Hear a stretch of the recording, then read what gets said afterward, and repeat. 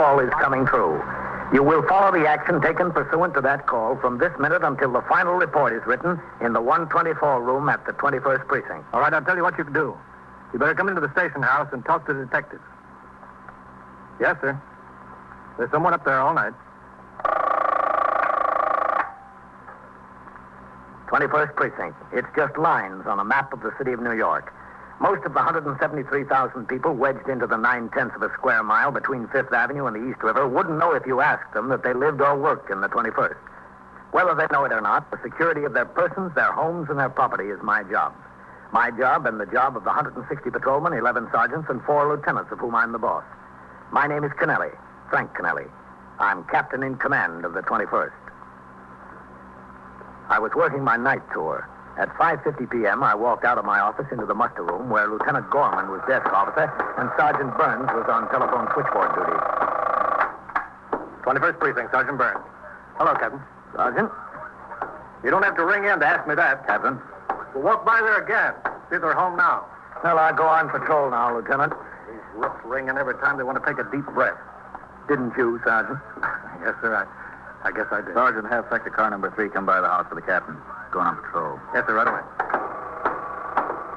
All right, step right up to the desk, mister. CB, this is Sergeant Burns. I'd like to get a little information. Yes, sir. Have 7... Well, it's a long story. Will you? I'd just like to know what to do about it. Do about what? Well, about 6 to 8 weeks ago, on the 26th of August to be exact, I came home from work. And my wife was in the living room and she had company. Another woman, a girl about 20 or 21. Mm-hmm. I didn't know who she was, and there were introductions all around. My wife said she was Mrs. Lois Heppel. Anyway, this Mrs. Heppel had a baby with her. Baby boy, about 9 months. His name is Richie, the baby. 722. Well, so I sit there wondering when supper is going to go on the table and what this Mrs. Heppel is doing there. 722, Then Cora, that's my wife, springs it on me. 37. We're taking in a paying guest, the baby. That hits me between the eyes. But I'm polite about the whole thing. I take Cora into the kitchen. I ask her, what's this all about? Are you going nuts? But she gives me a long song and dance about how another lady she met in a delicatessen told her about Mrs. Heppel was looking for someplace to board the baby for a couple of months. Well, Cora's dying to have the kid in the house. She won't take no for an answer. So to make a long story short, we took in a baby. Well, what do you want us to do about it? Well, I'm not asking you to do anything about it.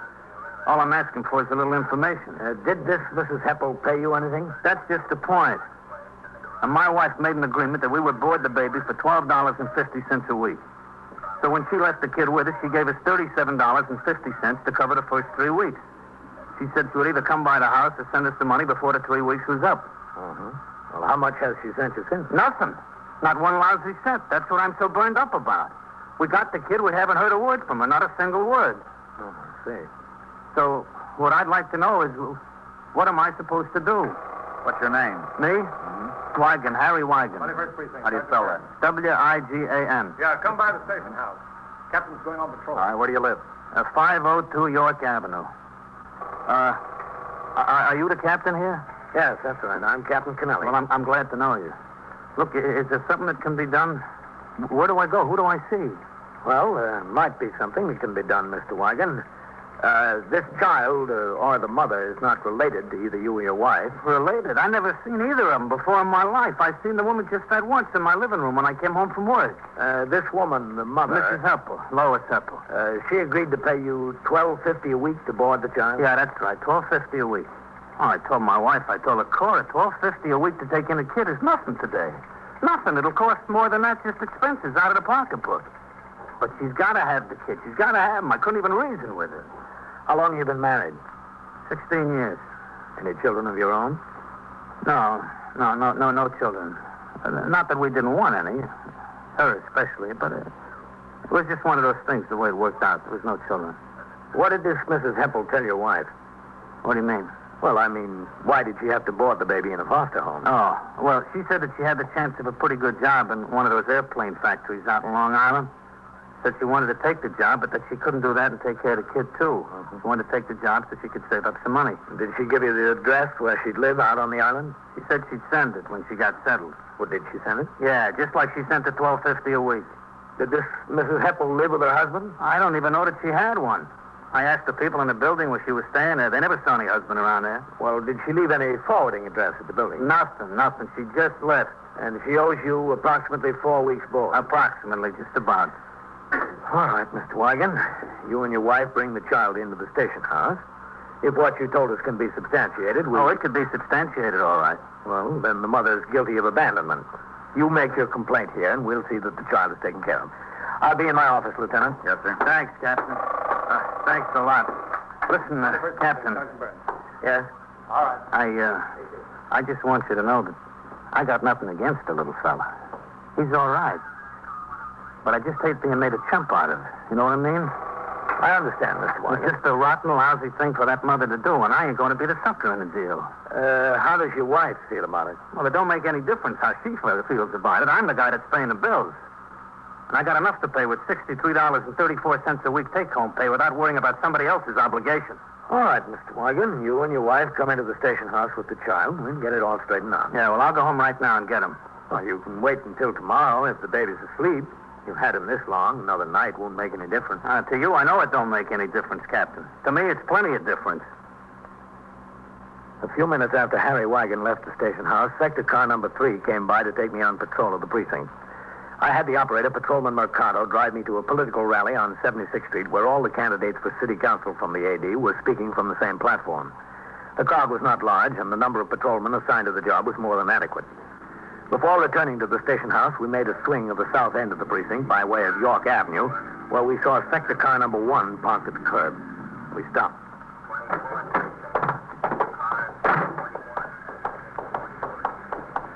That must be it, Captain. 502. There's Eisman coming out. Eisman. Oh, hello, Captain. What do we got? Nothing much, sir. When we rang in, the sergeant told us to take a turn by here. Neighbor called in that a couple was scrapping family fight. Neighbor thought he was beating her up. Was he? Oh, no, sir. I went up and talked to them. They weren't drinking. Nice enough couple. Said they were just having an argument. Calmed down by the time we got there. Something about their baby. I told them if they had to argue to keep it down low enough so the neighbors wouldn't have to call the cops. What's the name of the couple? Wagon, Captain. Mr. and Mrs. Harry Wagon. What floor are they on? Second floor front, Captain. But it's all settled. They've quieted down. I know him. I want to talk to him. Oh. You're back on the job, Eisman. Yes. Mercado. Yes, sir. You wait down here. Yes, sir.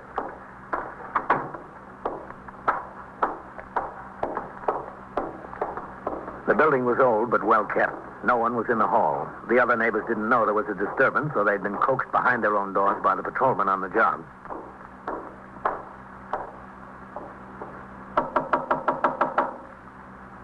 Yeah, who is it? Captain Kennelly. Who? Captain Kennelly, 21st Precinct. Oh. All right.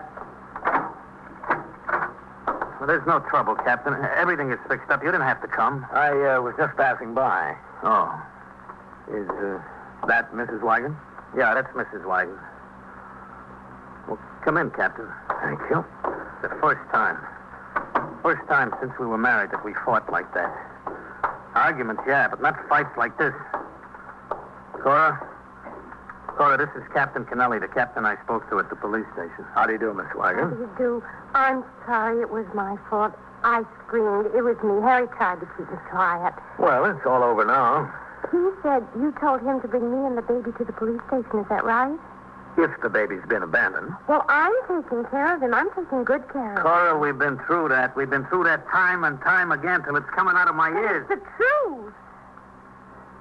Captain, a cold can of beer? I got some in the icebox. No, thanks. We couldn't keep him here anyway. How many times have I got to say it? I am not going to be the chump in this deal, not me. So wake him up. If he didn't wake up from what went on before, he won't wake up now. Would you like to see him, Captain? Cora. He's such a fine boy. Don't wake him, Miss We Wagon. won't wake him. This way. You stay here, Harry. Don't worry.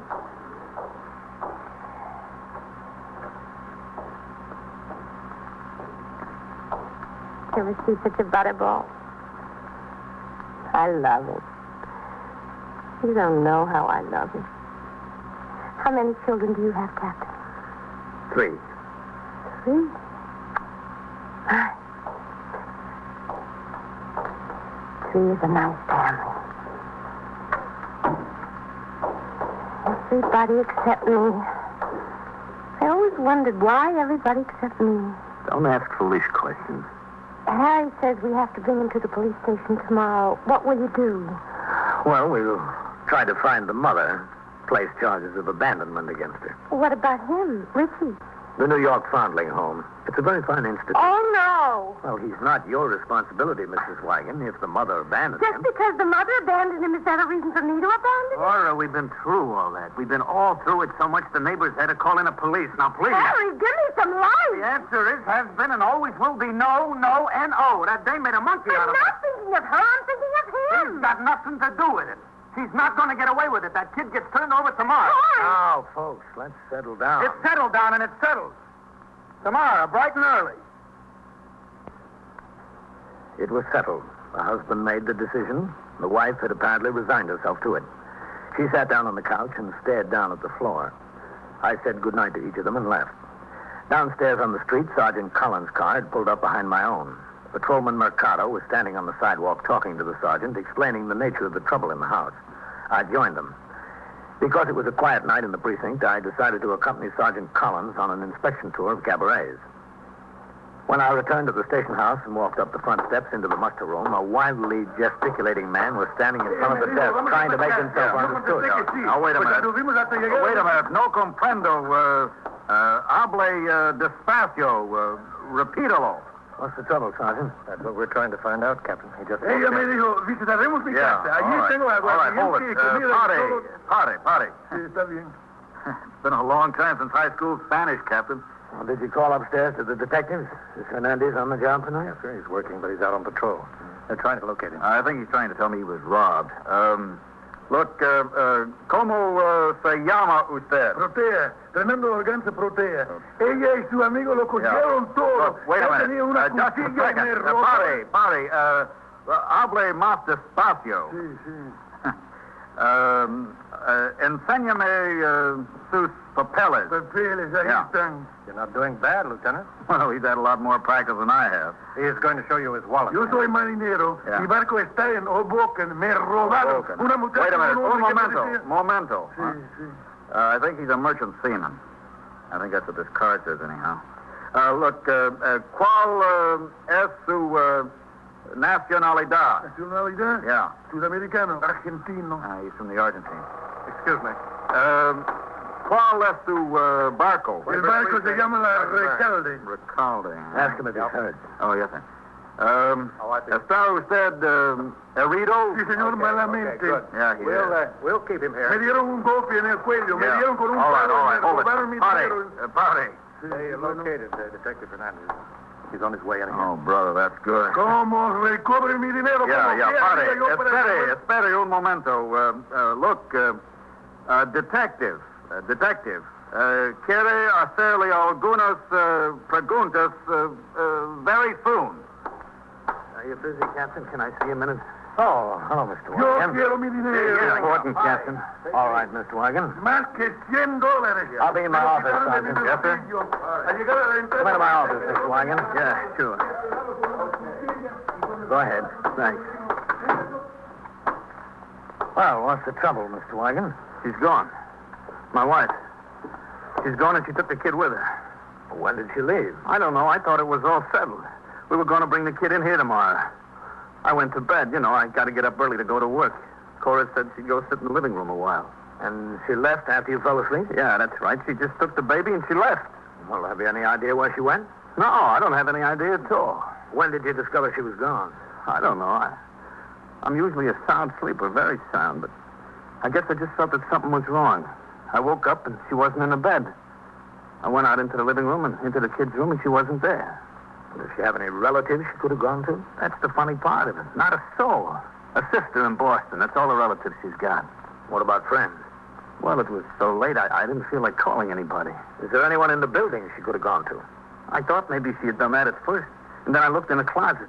She took her winter coat and bundled up the baby with some heavy blankets we had there, so I figured that she wasn't going anyone in the building. How about a hotel? I don't think so. She didn't take any money.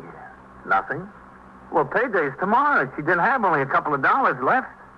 She left a couple of dollars right on the dresser. She took it out of her pocketbook and left it right on the dresser.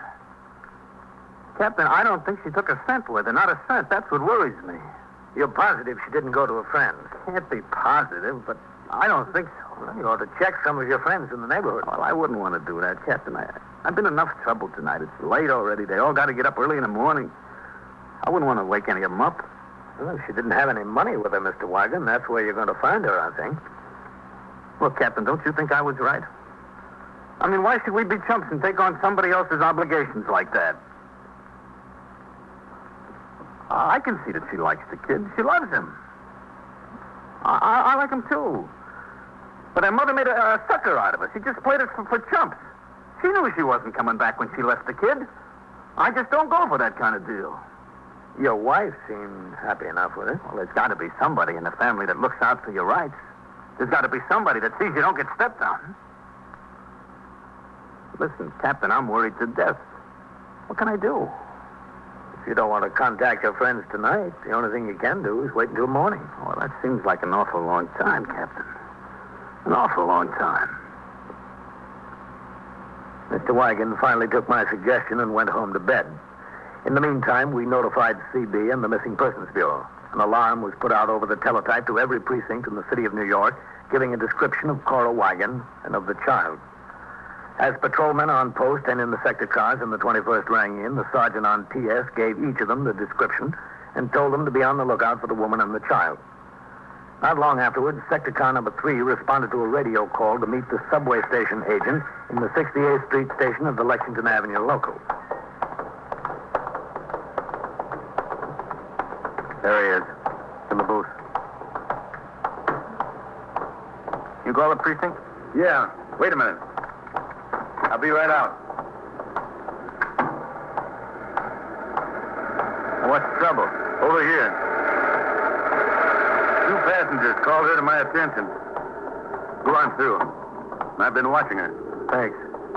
As far as I know, she's been sitting there a couple of hours. Over there, on the bench. The woman with the baby. She's just been sitting there.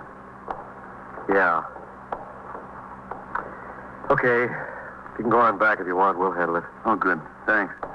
Seems awful funny. Yeah. I'll see you.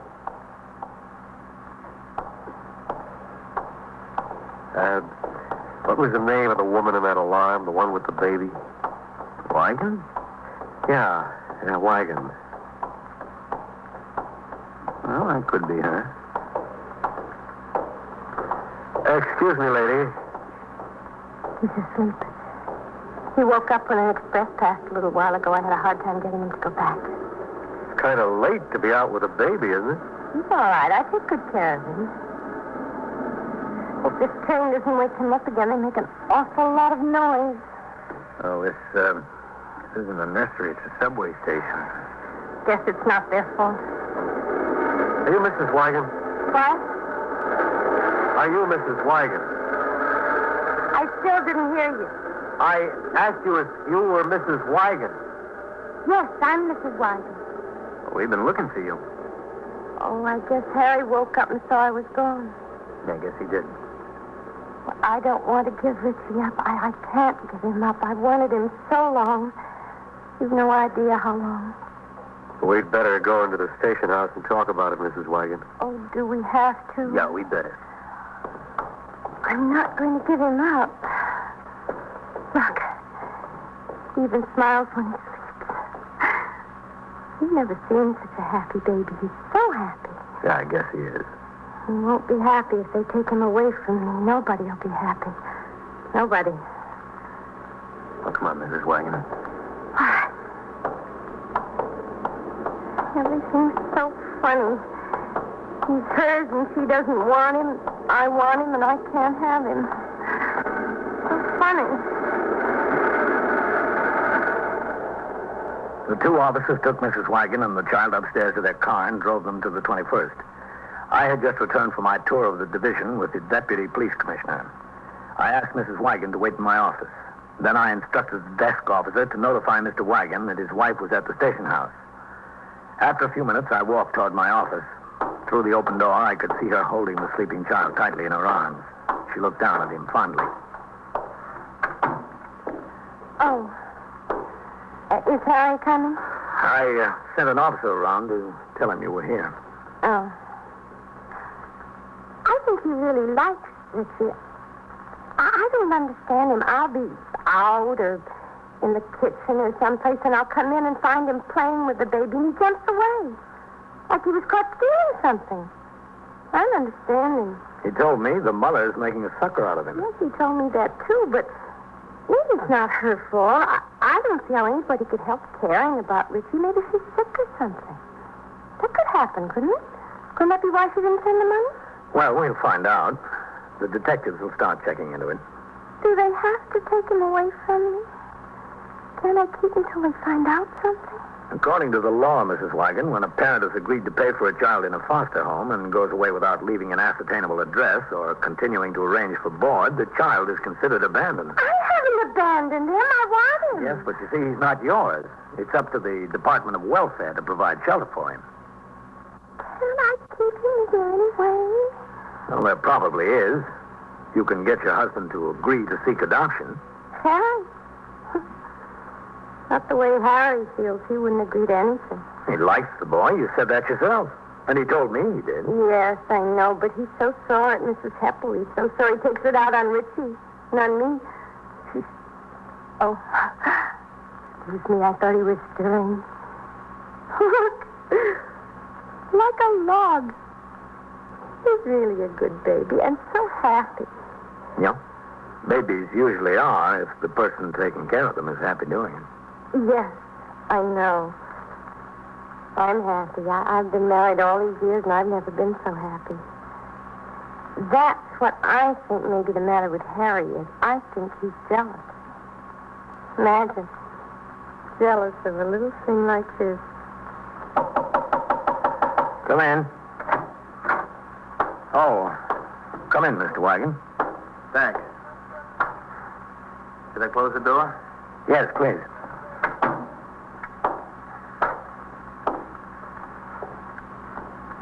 Hello, Cora. Harry? Why did you have to run off like that, Cora? You scared me half to death. Half to death. I'm sorry, Harry. Sorry, you should be sorry. You wake him. You see, Captain, you see? That's all I get. You wake the baby. Don't play the television. Don't smoke my pipe. It's bad for him. We can't go to the movies. There's nobody to leave him with. Out of the $12.50 a week we didn't get, we have to pay for sitters, Harry. too. My age, I gotta have an infant around. At my age, I don't need it. All I need is peace and quiet. Nobody thinks of me anymore. All right, Harry. I'm going to give him back. The welfare department does something with them. You'll have your peace and quiet. You want to take him now, Captain? Well, it's late, Mrs. Wagon. Why don't you go home with him? You have all his things there. We'll make arrangements in the morning. No, I can't take him home. I want to leave him right here, right now. I can do that, can't I? Well, I'll have to get a policewoman up here to take him to the New York Foundling home. Now, look, Cora, don't be stubborn. We have to lose the whole night's sleep. Got to be at work at 8 o'clock. Let's go home. You can get the whole thing straightened out tomorrow. I'm not taking this baby in my house again. Not unless I take him there to stay. I'm not. Now, you got your way, didn't you? What else do you want from me? You could at least try to make it a little easy on me. Harry, I'm ashamed of you. You don't know what you put me through. You don't realize how much I love you to do this for you. Cora, honey, cut it out. I won't cut it out. You haven't got a brain in your head now, one brain. Yeah, I guess maybe I haven't. Captain, I guess I'm a louse. Are you? Yeah, I know I am. I want to admit to you right here and now that Mrs. Heppel has sent me $12.50 every week to the place where I work, every week. Is that so? Harry. You're not kidding? No. No, I'm not kidding. The baby's paid up today, paid up. What did you do with the money? Well, I got to admit it, Cora. I got to admit I spend every last cent. Playing the ponies. Every last cent. But she's been right on a button every Monday morning in the mail with a $12.50. In cash, it came in a plain envelope. From where was it postmarked? Postmark? What do you mean postmark? Well, where were they mailed from? Oh, from all over. She's been traveling. Can we keep him now, Captain? Can we? Well, if the board bill is paid up under the law, the baby hasn't been abandoned. Wonderful, Harry. Just what? You spent that money on the horses? Well, yeah. Well, you ought to be ashamed of yourself. The baby's money on the horses. Cora, you never heard from the mother, did you? How you gonna win, Captain? You just can't win. Well, at least one thing. In a marriage, you can't do any worse than come in second. Go on. Catch up with her. 21st Precinct, Sergeant Burns. What do you mean you were robbed? Oh, broke into your apartment.